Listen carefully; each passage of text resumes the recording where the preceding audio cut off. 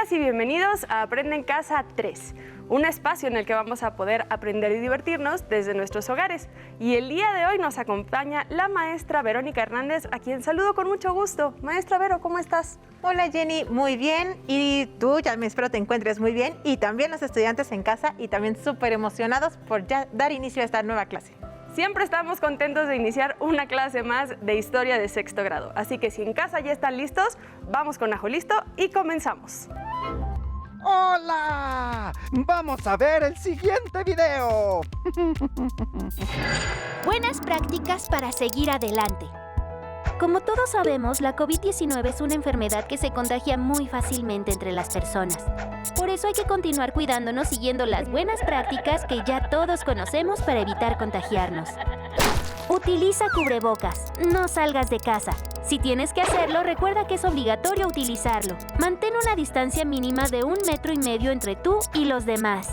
Lávate las manos muy seguido con agua y jabón por lo menos durante 20 segundos o aplica desinfectante a base de agua y alcohol. Desinfecta las superficies de los objetos que más utilizas. También las cosas que compres en la tienda o en el supermercado. Sigamos luchando juntos contra este virus, cuidándonos los unos a los otros. Es muy importante continuar con las recomendaciones para evitar contagios de COVID. Trata de no salir de casa a menos que sea muy necesario. Si lo haces, utiliza el cubrebocas. Lava tus manos frecuentemente con agua y con jabón, por lo menos durante 20 segundos. Ahora es momento de seguir con el programa de hoy. ¿Listas? ¿Listos? ¡Muy bien! ¡Nos vemos pronto! Jenny, ¿has jugado alguna vez el juego de los opuestos? No me suena, creo que no, pero me gustan los juegos, así que puedo aprender. ¿En qué consiste? Consiste en que yo digo una palabra y tú me dices el opuesto de esa palabra. Pero esta vez, como estamos hablando de historia, lo haremos diferente. En lugar del opuesto, me dirás qué sigue después de esa palabra. Por ejemplo, si yo digo día, tú dices Noche. porque es lo que sigue después del día. ¿Jugamos? Alumnas y alumnos en casa, ¿juegan con nosotras? Sí, por favor, empecemos. Bueno, vamos a comenzar a cantar. 1, 2, 3. Este juego va a empezar, no se vayan a equivocar. Si yo digo arriba, ustedes dicen Abajo, arriba, arriba, arriba. abajo, abajo, abajo, Arriba. abajo. Este juego va a seguir, no se vayan a confundir. Si yo digo día, ustedes dicen Noche, día, día, día. noche, noche, noche. Día, noche, día. Noche, día, noche. Día, noche, sol. Noche, día, luna. Y si yo digo adentro, ustedes dicen Afuera, adentro, adentro, adentro. afuera, afuera, afuera. Día, sol, adentro. Noche, luna, afuera. Este juego va a seguir, no se vayan a confundir. Si yo digo edad media, ustedes dicen Edad moderna. media, media, media. Moderna, moderna, moderna. Muy bien, Jenny. Empezamos nuestra clase de historia con este juego porque si se dan cuenta, todo el tiempo que hemos hablado de los cambios que hubo durante el Renacimiento, hemos hecho comparaciones con lo que había antes, es decir, con lo que ocurrió durante la Edad Media. Sí, claro. Tal pareciera que el Renacimiento fue una época en la que se fueron formando los fundamentos de la Edad Moderna. Y ambas épocas, es decir, la Edad Media y la Edad Moderna, fueron como épocas también un poco opuestas. Efectivamente, Jenny, aunque hubo muchas continuidades entre una y otra época, lo cierto es que durante el Renacimiento hemos visto que hubo cambios importantes que posibilitaron esta transición durante los siglos XIV, XV y XVI. Estos cambios ocurridos en estos siglos son fenómenos que han diferenciado a estas dos edades de la historia occidental, a tal punto de que parece como si se tratara de épocas opuestas. Observen en este retafolio, ¿se acuerdan cuando hablamos de que en el Renacimiento las pocas ciudades que existían comenzaron a crecer y se consolidaron? La importancia de las ciudades, muy ligadas a la actividad comercial, lo hemos explicado comparándolo con una Edad Media cerrada al intercambio comercial, durante la cual la mayoría de las poblaciones solo se abastecía de los productos de donde vivían. ¿Lo ven? Durante la Edad Media prevaleció la vida en el campo, mientras que a partir del Renacimiento y la actividad comercial con Oriente, que lo precedió, comenzó a afianzarse la vida en las ciudades, las cuales son conocidas dentro de la historia como ciudades renacentistas. Ahora bien, ¿se acuerdan cuando explicamos que durante el Renacimiento comenzaron a formarse las monarquías? Es decir, gobiernos que unificaban territorios y reinos bajo la autoridad de un solo monarca que concentraba todo el poder. Claro que nos acordamos. Y esto lo explicamos comparándolo con una Edad Media en la que había muchos reinos, principados, ciudades autónomas y señoríos independientes. Exacto. ¿Y se acuerdan cuando explicamos que durante el Renacimiento científicos como Copérnico, Galileo Galilei descubrieron, gracias a la observación del cielo, que el Sol era el centro de nuestro sistema planetario y la Tierra daba vueltas a su alrededor? ¿Se acuerdan? Por supuesto. Copérnico y Galilei desarrollaron la llamada teoría heliocéntrica del cosmos, que era opuesta a la teoría geocéntrica prevaleciente en la Edad Media, que creía que la Tierra era el centro del universo. Muy bien, como pueden darse cuenta, podríamos hacer un listado de los cambios que ocurrieron durante el Renacimiento y que nos permitieron ver esta época como un periodo de transición entre la Edad Media y la Edad Moderna. Es más, Vero, hasta creo que podríamos jugar al juego de los opuestos hablando de estas dos épocas. Pues, ¿qué tal si volvemos a cantar? Yo digo que sí. Si yo digo Edad Media, ustedes dicen Edad Moderna. Edad Media, Edad Media, Edad Media. Edad Moderna, Edad Moderna, Edad Moderna. Este juego va a seguir, no se vayan a confundir. Si yo digo campo medieval, ¿ustedes dicen? Ciudad renacentista. Campo, campo, campo. Ciudad, ciudad, ciudad. Si yo digo geocéntrica, ¿ustedes dicen? Heliocéntrica. Geo, geo, geo. Helio, helio, helio.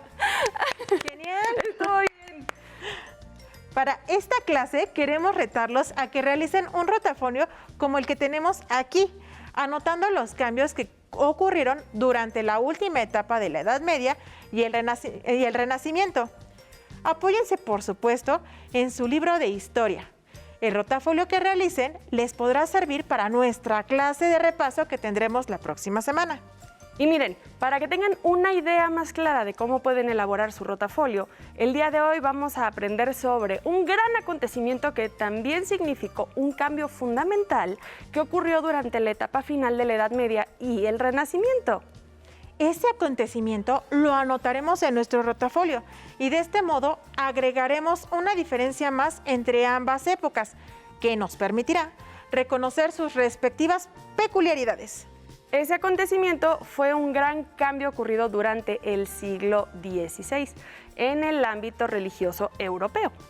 ¿Se acuerdan que durante la Edad Media en la Europa occidental prevaleció una iglesia y una sola religión?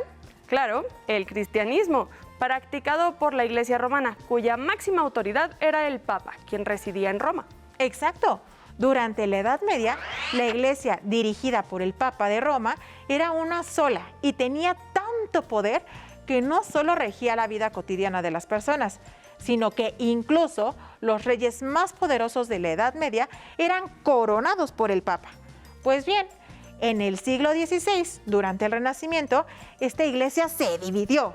Como dice nuestro libro de texto, una parte de los creyentes desconocieron a la autoridad del Papa y formaron su propia religión, y a este movimiento se le llamó Reforma Protestante o religiosa.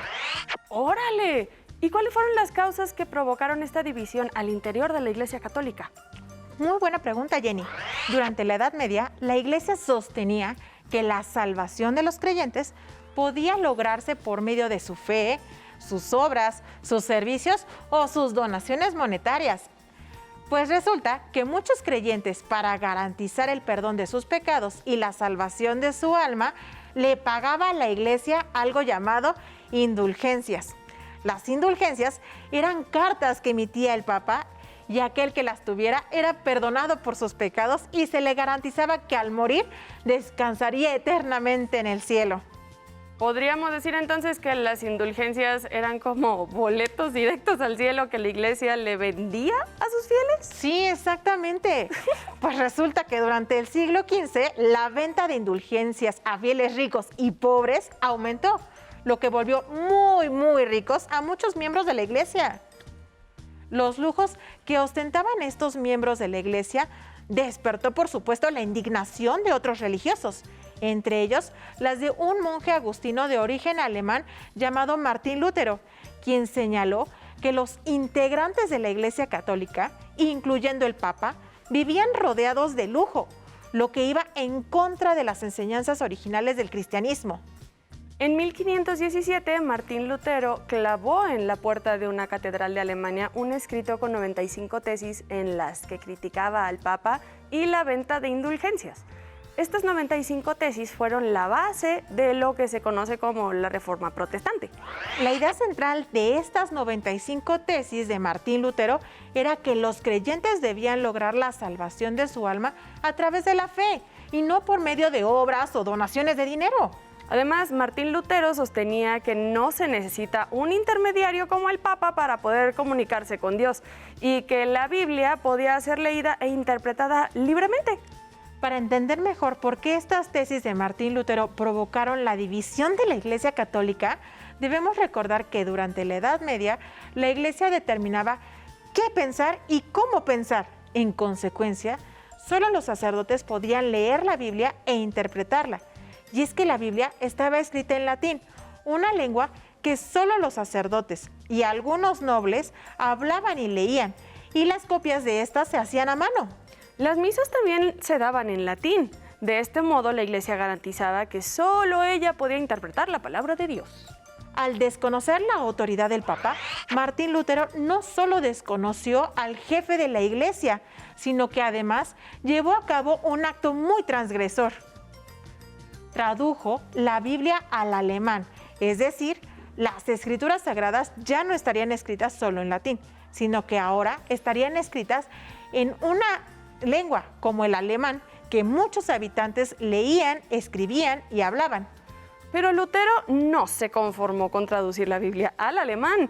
¿Saben qué más hizo? Pues aprovechando el invento de la imprenta por parte de Johannes Gutenberg, imprimió muchísimos ejemplares de la Biblia para que muchas personas pudieran tenerla en su casa y de este modo pudieran leerla e interpretarla por ellas mismas. ¡Qué gran cambio!, ¿no creen? La Biblia, que durante la Edad Media solo podían tener, leer e interpretar los miembros de la Iglesia que sabían latín, con la reforma de Lutero se transformó en un libro al alcance de cualquier persona que supiera leer alemán. Con estos actos, Martín Lutero acabó por dividir la Iglesia Católica en dos grandes bandos. Por un lado, se formó el bando de quienes respetaron la autoridad del Papa y siguieron obedeciendo a sus mandatos, y por el otro lado, el bando de los disidentes, es decir, de aquellos que desconocieron la autoridad del Papa y se lanzaron a fundar su propia religión, el protestantismo, que tomó como base la tesis de Lutero. Lo significativo de la Reforma Protestante es que no solo trajo cambios importantes al interior de la Iglesia, sino también grandes transformaciones políticas, sociales, culturales en Europa. Entre los cambios que produjo la Reforma Protestante podemos mencionar las siguientes. La división de la cristiandad occidental en dos grandes ramas, la Iglesia Católica Apostólica Romana y la Iglesia Protestante, que tendría a su vez varias corrientes como el luteranismo, el calvinismo, el anglicanismo y el presbiterianismo. La Reforma Protestante repercutió en países europeos como Suiza, los Países Bajos, Escandinavia, Inglaterra, Escocia y algunas regiones de Francia. En estos países, el protestantismo llegó a ser adoptado como religión de Estado. El estallido de guerras religiosas en diferentes partes de Europa Un ejemplo de estas guerras religiosas entre católicos y protestantes fue el enfrentamiento que se produjo entre Carlos V, rey de España y emperador del Sacro Imperio Romano Germánico, y los príncipes alemanes, que se adhirieron a la reforma protestante de Lutero. Este conflicto concluyó con la firma de la paz de Augsburgo de 1555, en la que Carlos V reconoció el derecho de los príncipes a adoptar la religión de su preferencia. La traducción de la Biblia a diversos idiomas, entre ellos el alemán, el inglés, el francés, el español, el ruso, finlandés e islandés. El lanzamiento de la Contrarreforma por parte del papado. Este proceso significó la renovación espiritual y la reorganización de la Iglesia Católica con miras a responder los cuestionamientos de los protestantes. Hay quienes afirman que incluso la Reforma Protestante fue una pieza clave en la configuración de la Edad Moderna europea. Veamos el siguiente video. Hace 5 siglos tuvo lugar un hecho histórico que transformó la sociedad de su tiempo. Se inicia la Reforma Protestante encabezada por el monje agustino Martín Lutero. La Reforma Protestante se inicia en Alemania el 31 de octubre de 1517. Martín Lutero fijó un documento de críticas en el portón del Templo Católico de Wittenberg, conocido como las 95 Tesis, que dio lugar a un enorme debate teológico y eclesial que antecede el cisma de la fe católica. El impacto de la Reforma Protestante no solo se sintió en la vida religiosa, sino que a través de los años tuvo notable influencia en la economía, la política y la cultura. Bajo el naciente espíritu renacentista de la época, la Reforma de Lutero hace un llamado a volver a las raíces bíblicas, a que el creyente tenga acceso directo a la Biblia y no solo a través de la mediación de una jerarquía corrupta que había abusado de las indulgencias e imbricaciones con el poder. Con Juan Calvino, la Reforma inspira la conformación del Estado moderno y la idea de nación. El sociólogo alemán Max Weber sostiene que el movimiento protestante generó el espíritu del capitalismo moderno. Mientras se inicia la reforma en Alemania, en América se consuma la conquista. En México, los misioneros vienen con las tesis de la Contrarreforma. Hace 5 siglos, el mapa religioso cristiano cambió. Con esto que hemos visto sobre la Reforma Protestante, Tomen una hoja blanca o una hoja de su cuaderno y divídanla a la mitad. En la parte superior de la hoja anoten religión. Posteriormente, en la hoja izquierda de su hoja anoten Edad Media y en la mitad derecha anoten Edad Moderna. ahora sí, escriban en la parte de la Edad Media las características de la iglesia y la religión de aquella época. Pueden, por ejemplo, hacer el dibujo de una iglesia y anotar a su alrededor aspectos como los siguientes. Durante la Edad Media, la iglesia cristiana era una sola. El Papa era la máxima autoridad de esta iglesia católica única y unificada. El Papa residía en Roma. Todos los reinos, principados y señoríos de Europa Occidental seguían los preceptos de la Iglesia Católica.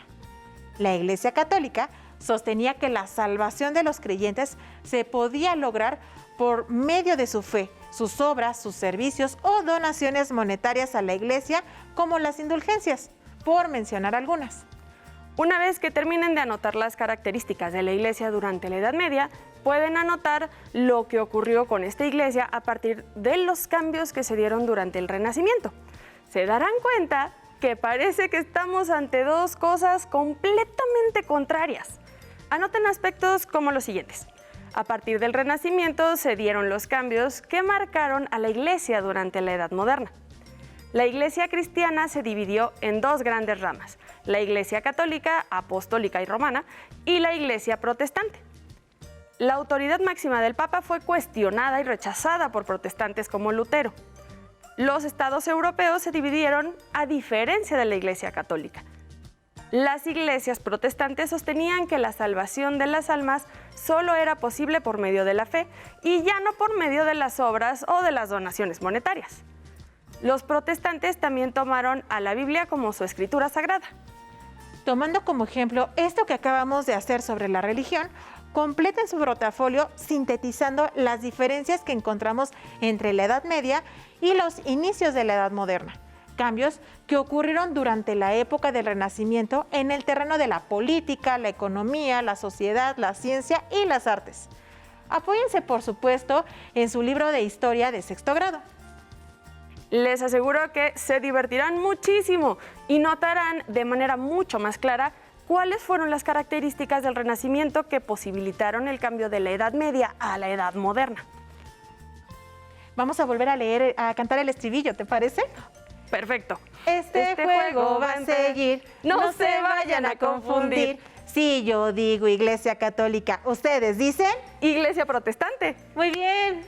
Pero fue muy divertida la clase de hoy. Muchísimas gracias por acompañarnos y por todo este conocimiento nuevo que adquirimos. Gracias a ti y gracias a los estudiantes en casa. Esperamos que lo hayan disfrutado. Nos vemos en la próxima clase. Si te es posible, consulta otros libros y comenta el tema de hoy con tu familia. Si tienes la fortuna de hablar una lengua indígena, aprovecha este momento para practicarla y platica con tu familia en tu lengua materna. Por hoy hemos terminado con la Reforma Protestante de Historia de sexto grado y espero que lo hayan disfrutado tanto como nosotras.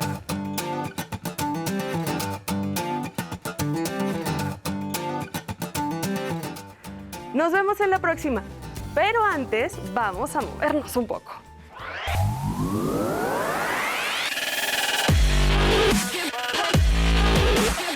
Recuerda, entre clase y clase, activa tu cuerpo. Vamos a trabajar un ejercicio de coordinación que se llama caperuza. Vamos a levantar nuestra pierna derecha y la mano derecha igual y al mismo tiempo vamos a elevar talón del pie contrario.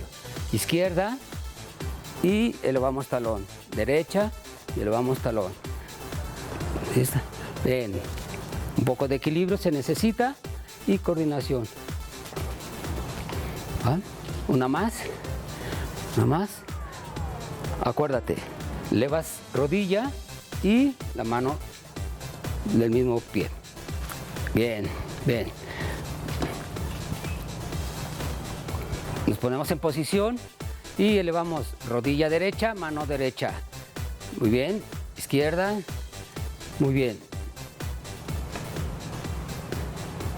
Hago un poco más despacio para que puedas levantar rodilla y mano al mismo tiempo, elevando el talón del pie contrario. Bien. Haz una coordinación. No se preocupen. Trata de mantener un poco el equilibrio. Eso, con tu otra mano. De tal manera que te puedas sentir a gusto. Acuérdense que es la rodilla que se levanta, la mano del mismo lado se estira. Ahora vamos a hacer una marcha nada más marcada. Lo que vamos a hacer es, vamos a elevar nuestras rodillas de forma alternada y vamos a la altura de nuestra cintura. Vamos a hacer que peguen nuestras manos y vamos a alternar derecha, izquierda, derecha, izquierda. Muy bien, alza un poquito más las rodillas y bien. Un poquito más la marcha, que se vea. ¿Sí? La marcamos. Muy bien. Elevamos más las rodillas. Perfecto. Ok, vamos a hacer la marcha. Nos ponemos en posición de forma relajada y empezamos. Derecha, izquierda. Espalda bien derecha. Controlen su movimiento. Muy bien. Respira. Arriba, rodillas. Arriba. Que la rodilla llegue. No bajen las manos. Espalda bien derecha. Espalda derecha. Sigue. Sigue. Eleva más la rodilla. Muy bien. Perfecto. Así. Más. Recuerda, al terminar la activación, no olvides la protección.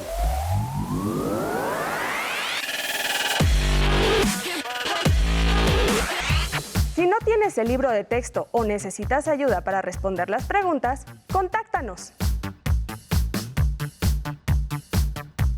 Para solicitar apoyo pedagógico, comunícate con maestras y maestros de lunes a viernes de 8 a 20 horas al teléfono 55 41 72 04 13 con 100 líneas.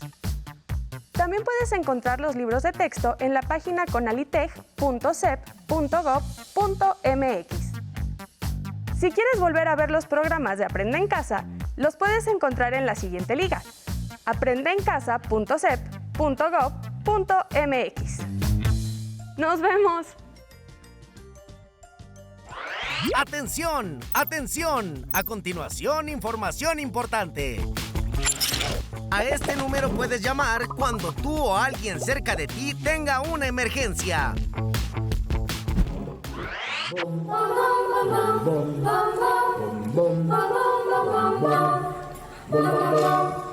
La negrita cucurumbe se fue a bailar al mar para ver si las blancas olas su carita puede blanquear. La negrita cucurumbe a la playa se acercó y envidiando a las conchitas por su pálido color.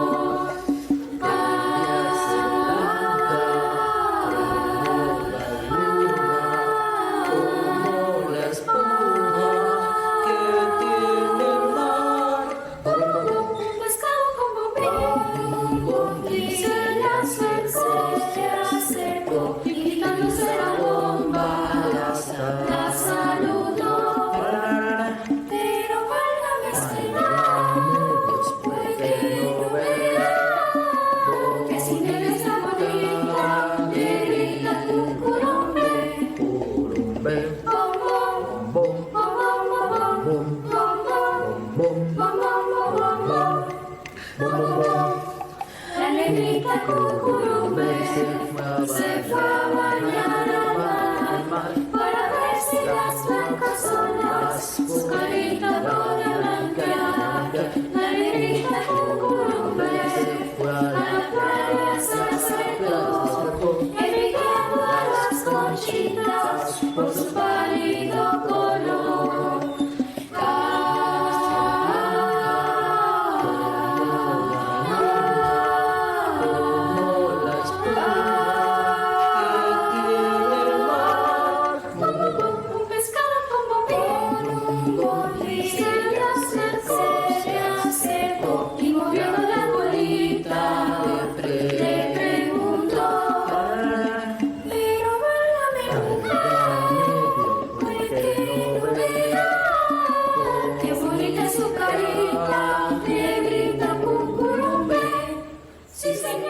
Te enseñaremos cómo armar un cubrebocas con ayuda de un adulto.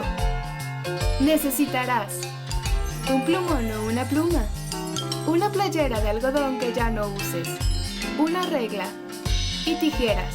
Recuerda que la manipulación de estas debe estar supervisada por un adulto. ¡Empecemos! 1. Estira la playera a lo largo y a lo ancho. 2. Marca con el plumón o la pluma y con ayuda de la regla 10 centímetros de largo, partiendo de abajo hacia arriba. Repite el paso anterior del otro lado de la playera. 3. Traza la línea horizontal entre los dos puntos. 4. Con ayuda de un adulto, corta sobre la línea horizontal que marcaste. Asegúrate de cortar por fuera de la playera. No introduzcas las tijeras en ella. 5. Ahora tenemos un pequeño pedazo de playera. Estira a lo ancho y con ayuda de la regla, mide y marca con el plumón o la pluma de 15 a 18 centímetros de largo de un lado, dejando un margen de 2 centímetros de alto arriba y abajo. 6. Nuevamente pide ayuda a un adulto para recortar las líneas marcadas. ¡Listo! Ya tienes un cubrebocas con 2 pares de cuerdas. Para colocártelo, deberás amarrar las cuerdas sobre tu cabeza y alrededor de tu cuello. Cuando era pequeña, sabía que había algo diferente en mí que me encantaba. Me acuerdo cuando me encerraba en mi cuarto y leía todos los libros que encontraba en casa, o cuando me sentaba frente a la tele para ver programas de ciencia ficción. Un día alguien me dijo: las matemáticas no son para mujeres. Así que decidí estudiar ingeniería en energía y después ingeniería nuclear. Todo ese trabajo y estudio me hicieron ser la primera mujer en dirigir uno de los institutos nucleares más importantes de Latinoamérica. Además de convertirme en mentora de muchas niñas que, como yo, les gustaría llegar muy lejos. Que en tu vocabulario no exista el no se puede, porque solamente tú sabes hasta dónde puedes llegar.